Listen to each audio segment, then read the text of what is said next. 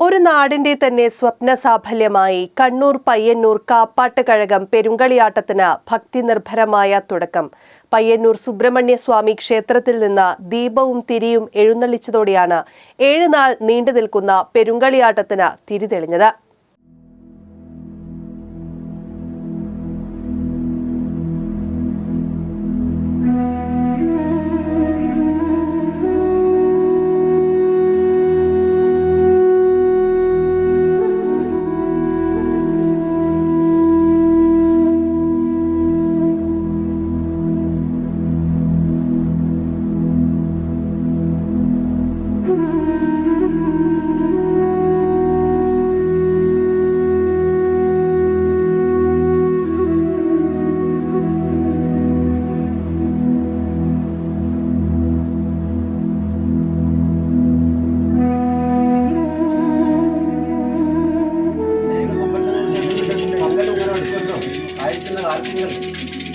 ഒരാഴ്ചക്കാലം നീണ്ടിരിക്കുന്ന ഈ പെരുങ്കളിയാട്ട മഹോത്സവം അമ്മ പെരുമാളുടെ അനുഗ്രഹത്തോടും കടാക്ഷത്തോടും കൂടി ആത്മരാകാൻ പ്രാർത്ഥിക്കുന്നത്.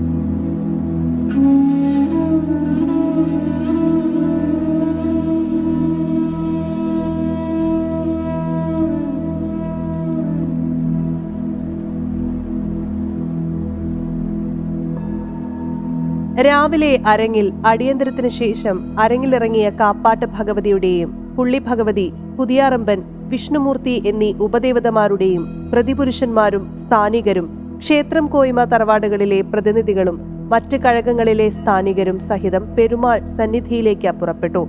ദേശാധിപനെ വണങ്ങി പന്തൽ മംഗലത്തിന്റെ കാര്യങ്ങൾ ധരിപ്പിച്ച് പെരുങ്കളിയാട്ടം കുറവേതും കൂടാതെ നടക്കാൻ അനുഗ്രഹാശിസ്സുകൾ വാങ്ങി.